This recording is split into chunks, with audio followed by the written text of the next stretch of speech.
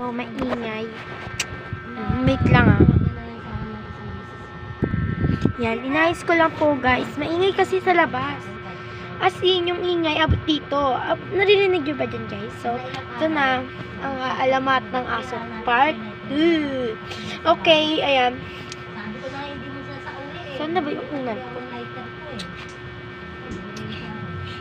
Uy, walang nag-comment dun sa part 1 Kung ako sa inyo, comment na kayo.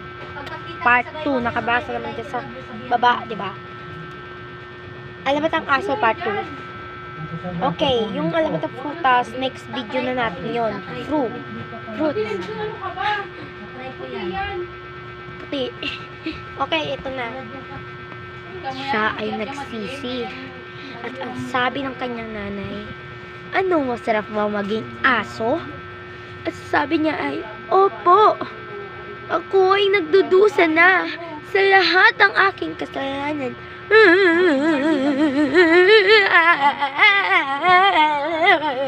Siya ay umiyak at tumawa ang kanyang nanay.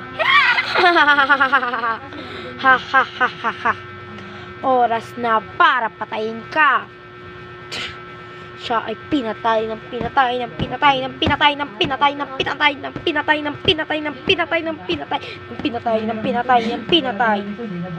Abangan ng part 3.